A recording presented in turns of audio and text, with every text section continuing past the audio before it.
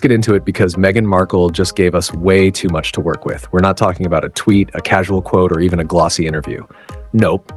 We're talking about a full-blown overshare session that somehow made her infamous pregnancy video even more bizarre than it already was. And honestly, we didn't think that was possible. So here's the scene. Meghan, already knee-deep in a failing Netflix deal and with her public image in flames, decides the best move is to revisit that video. You know the one, the weird, awkward, artsy pregnancy moment that went viral for all the wrong reasons. Critics dragged it. Fans were confused. Everyone else just laughed and kept scrolling. But apparently Meghan took it seriously. Too seriously. Now, instead of just letting it die quietly like most celebrities would, she opens up and reveals that the video wasn't just some random clip. Nah, it was a production, a whole process. Multiple takes, different music tracks, crying in between scenes. This was her version of Oscar bait, apparently. And that's where it gets crazy. According to Meghan, this wasn't just a tribute to motherhood. This was art. She wanted it to be funny. She wanted it to reach as many mothers and fathers as possible. She wanted to make people laugh, but also cry, but also go viral, but also be deep. You see the problem? She had no idea what this video was supposed to be. In her own words, she admitted to crying between takes because it was her last moment on camera as a pregnant woman, and which would be touching if it weren't for the fact that she was also running around trying out different songs and scrapping scenes because they didn't click. It sounds less like a heartfelt tribute and more like a failed TikTok challenge with a production budget. But the real kicker, Meghan said she had plans for more. Yeah, apparently that video was just part one of a bigger concept. She wanted to film additional segments in different places, doing other dance moves, a full-blown skit, more comedy, more belly shots, more art. She genuinely thought she was cooking. And the moment people pushed back, she lashed out hard. She called critics bitter and irrelevant and said they had no sense of humor and don't contribute anything to society. Basically, if you didn't get her masterpiece, you're the problem. Not her. Not the video, not the absurdity of it all, just you. This is the part that gets under people's skin. Meghan didn't just defend the video. She tripled down. According to her, anyone who mocked or questioned it simply didn't understand her brilliance. She made the whole thing about society's lack of fun, society's flaws, and how everyone else is just too joyless to see the magic she was trying to create. And let's be real, the backlash wasn't just from random trolls. It hit mainstream headlines. Fox, CNN, ABC, they all covered it, and not in the way she probably hoped.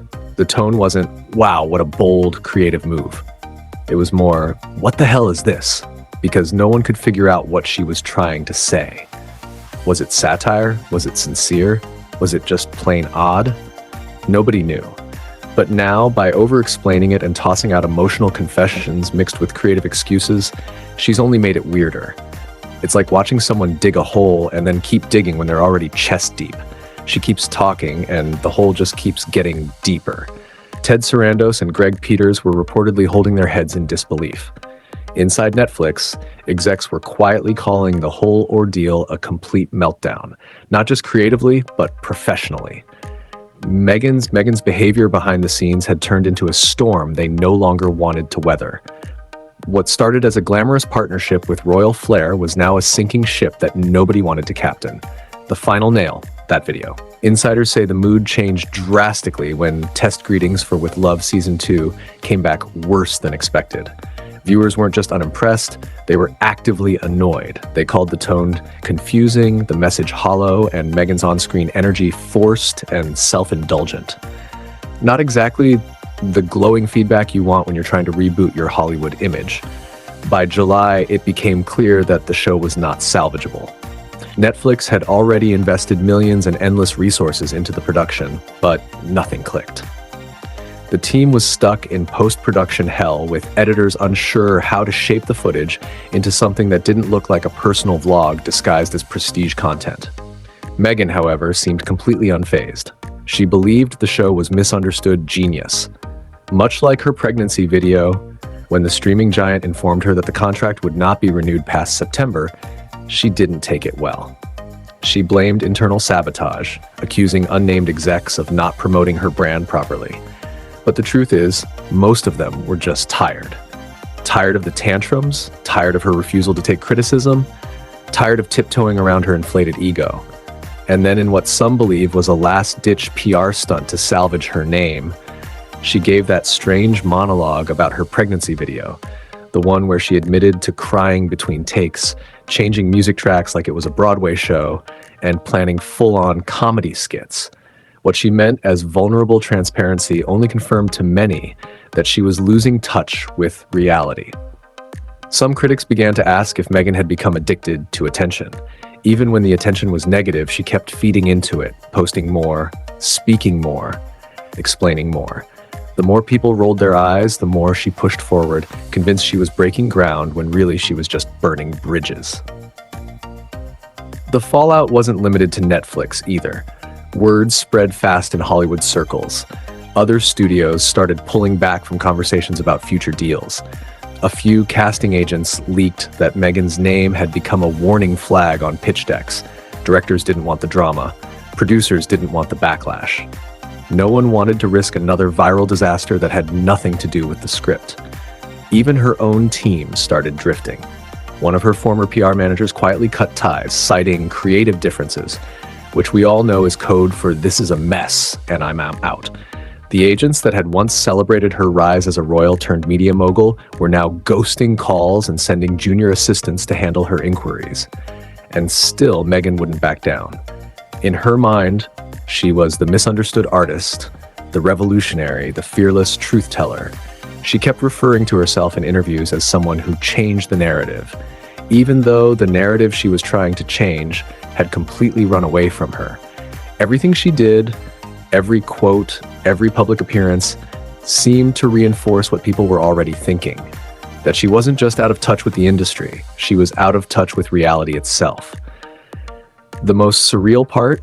Meghan genuinely believed she was teaching people a lesson. She described the pregnancy video as a form of comedic education, claiming it was her way of showing women that pregnancy didn't have to be boring or sacred.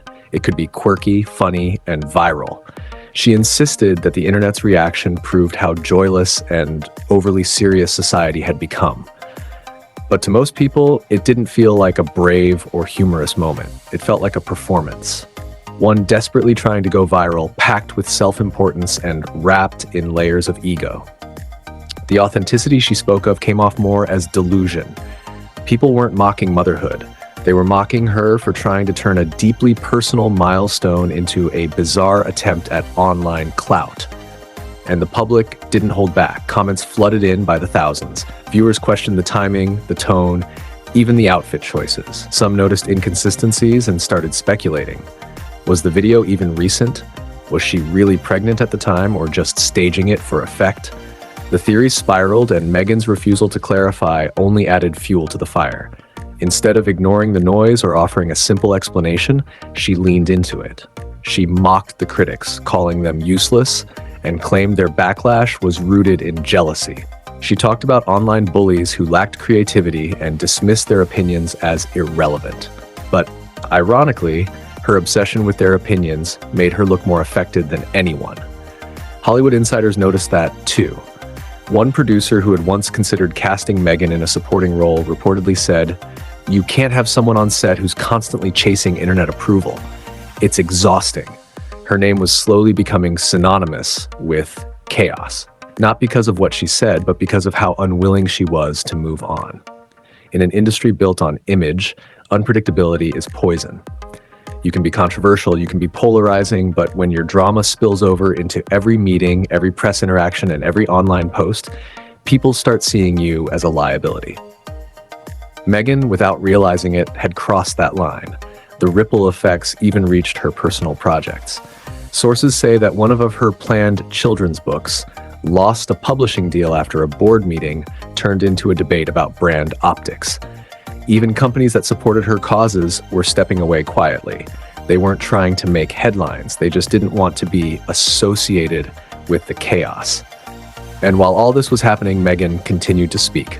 She went on podcasts, she released long-winded statements, she doubled down on calling the video an artistic success. She said the backlash was a sign that her content was ahead of its time, but no one was buying it anymore. What began as a viral moment had snowballed into a full-on career derailment. Her Netflix deal was dead. Her reputation in Hollywood was damaged. The pregnancy video that she hoped would make people laugh, cry, and cheer had become a symbol of how far she'd strayed from self-awareness. Some fans still held out hope that she'd turn it around, that maybe she'd step back, take a breath, and come back with something grounded. But every time she opened her mouth, she made it harder. Her critics didn't even have to exaggerate anymore. The material just wrote itself. And that's the tragedy of it all.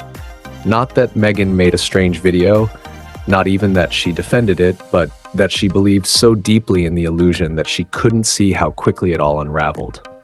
All in public, all on camera, and all because she thought the world would applaud.